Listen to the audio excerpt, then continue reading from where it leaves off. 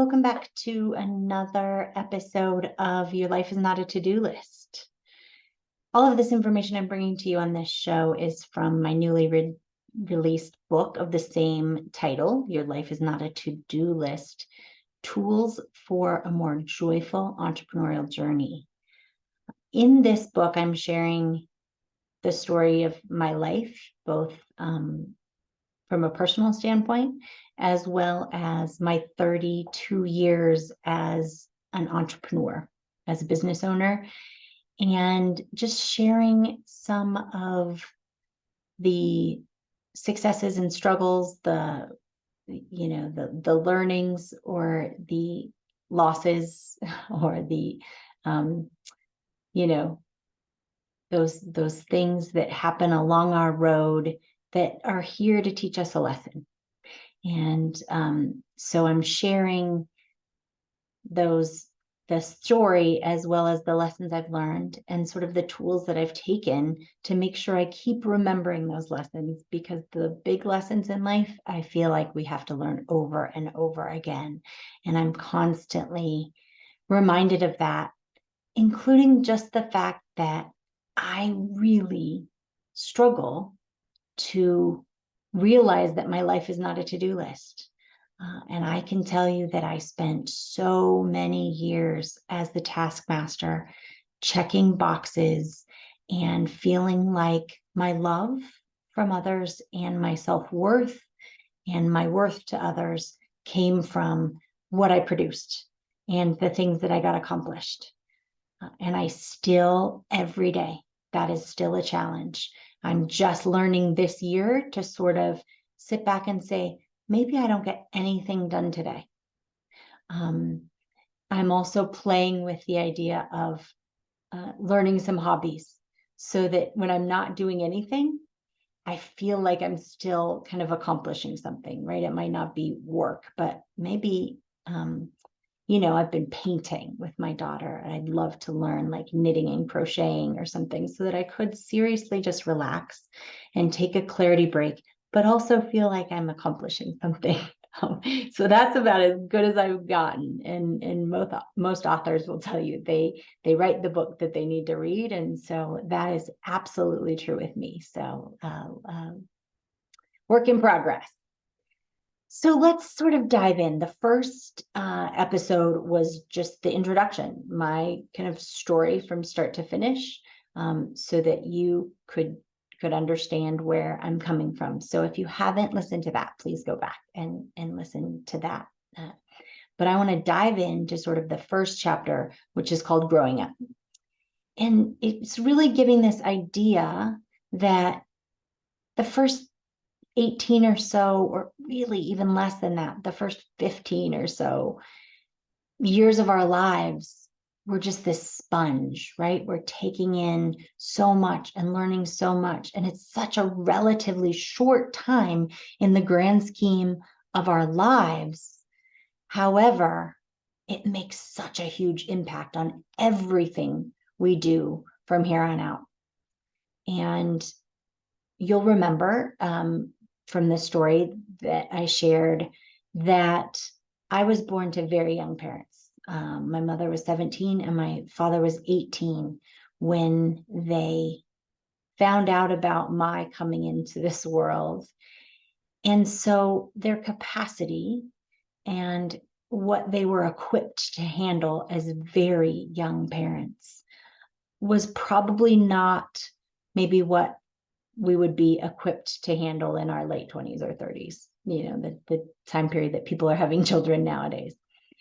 So I share this because while I've forgiven my parents and I love them and they taught me a lot of good, there was also a lot of struggle and instability in my childhood. There was some addiction, there's been several marriages, and a lot of moving and a lot of changing schools. And so sort of this belief library that I created with that upbringing is that it goes back to that I had to produce, I had to do for people in order to feel like I had value and that I was loved. And a lot of that was sort of keeping the peace. My parents got divorced when I was about 9, and then sort of the volatility of other relationships and things like that. I somehow, as the oldest, I decided somewhere along the way that it was my job to keep everyone happy and to keep the peace and to make sure everything was okay. And I got very good at reading the room and understanding moods and things like that. And I've carried that well into my adulthood, because what we know about limiting beliefs is that every sort of experience that we have as we're growing up can create some beliefs. And they're typically two sides of the same coin. That one thing we learn from an experience is the limiting belief. And then on the flip side can be an empowering belief. And so when I share this idea of limiting beliefs with you, and this is really the tool and where you can start to get more joy in your life, is just start paying attention to those areas in which you have some belief that you created. You made up a story. And then our psyche, our self, our inner thoughts sort of create this idea that we're wanting those beliefs to be true, right? So if it's something as simple as, Murphy's Law, this always happens to me. I'm never picked first. I'm always at the bottom of the barrel. I never get the great projects or the great job. If that's what we made up somewhere along the way, everything that we do from then on out is about proving that this belief we have is true. So everything we see is then going to manifest itself in proof, right? So see, I didn't get the promotion again.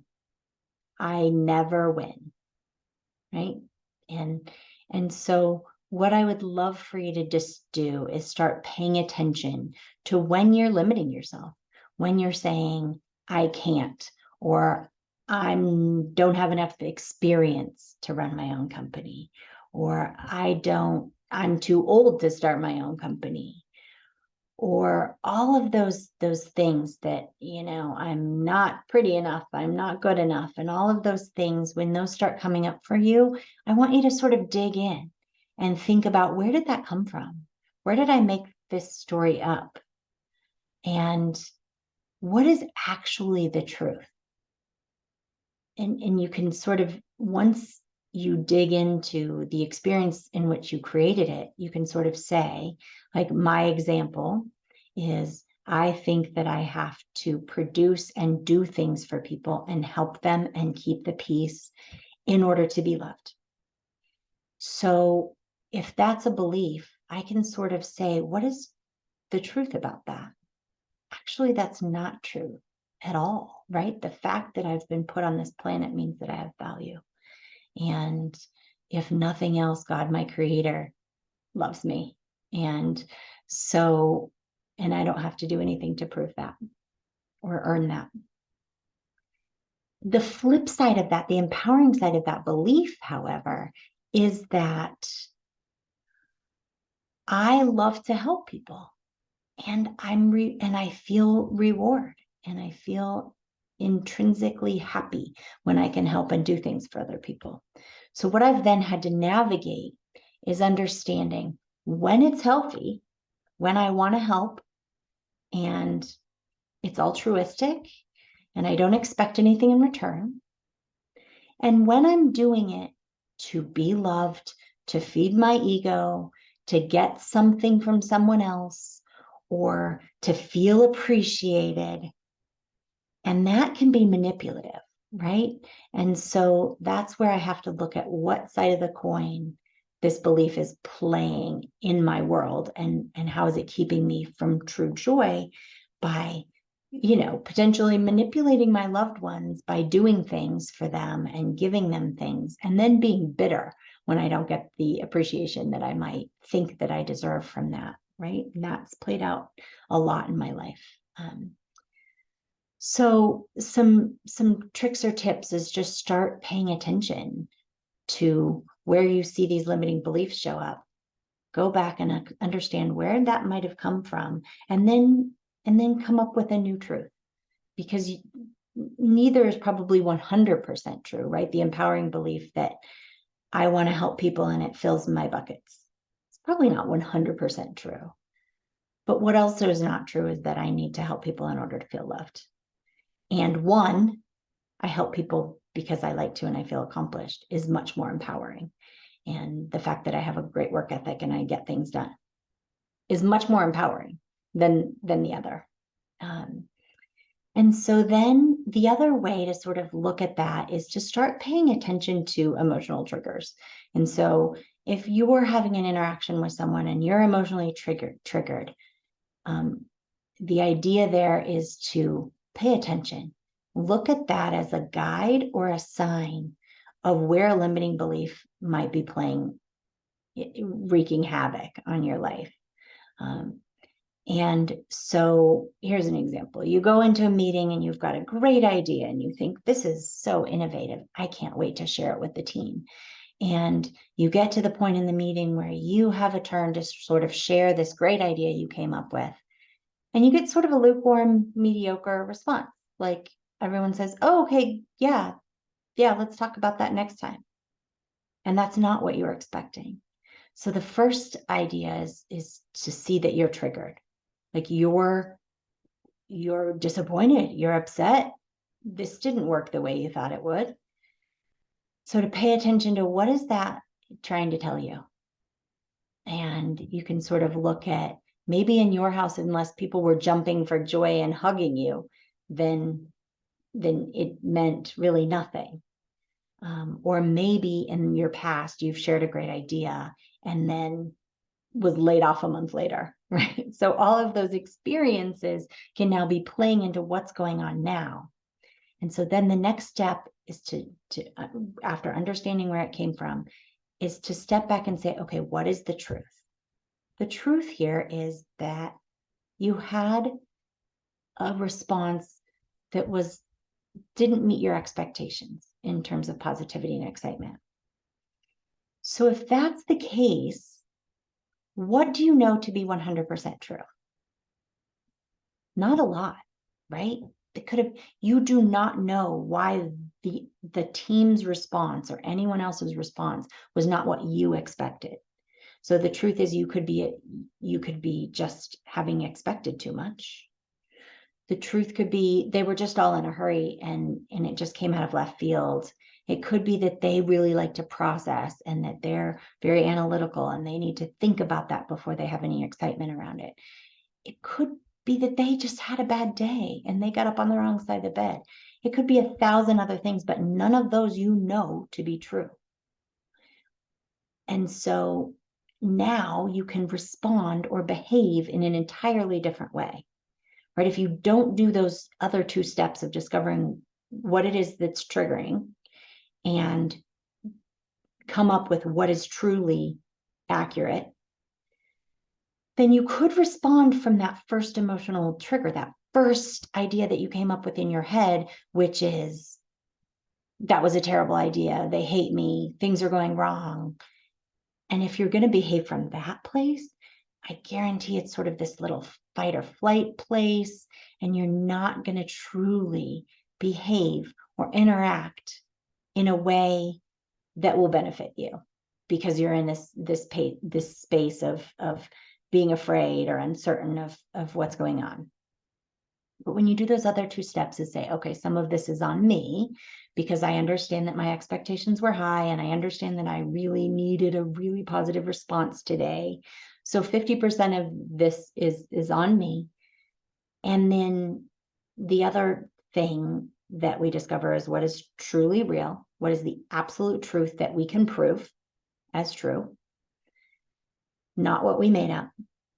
And now, how are you going to respond? How are you going to behave from a place of this empowerment and this knowledge? Well, you can call them and say, hey, was that a bad idea? I feel like I was really excited about it and I didn't get a great response. Can you guys share with me what you were feeling? You can say something like, I learned this from Brene Brown. The story I'm making up in my head is that you all think this was a horrible idea. When you say the story I'm making up in my head, you take the pressure off everyone else, right? They're no longer on the defensive. They don't have to defend their behavior. They can simply say, oh, I'm sorry that's what you thought. Or they can tell you maybe it wasn't a great idea, but they can now explain and be in a position to help you with the story you made up rather than defend themselves or defend their behavior and put it into a place of conflict. So that's one option. The other option is just to assume everything's fine until you hear otherwise, or bring it up again the next meeting like they asked you to. So your options of how you want to behave become different when you really dig in and decide from an empowering place, what is mine and what is truth, and now how will I behave? So there's some thoughts about limiting beliefs that have really helped me have better relationships, have better interactions, and have more joy. So I would love for you to try that out, try that on. If nothing else, go about this week sort of looking for areas where you might be limiting yourself with some story you made up that's just not true. And you need to go back into that belief library and maybe get rid of some of those books, right? Get rid of some of those stories. And so thanks for listening, and thanks for tuning in.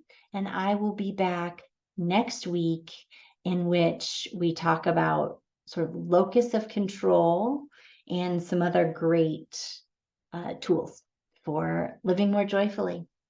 Thanks, and have a great week.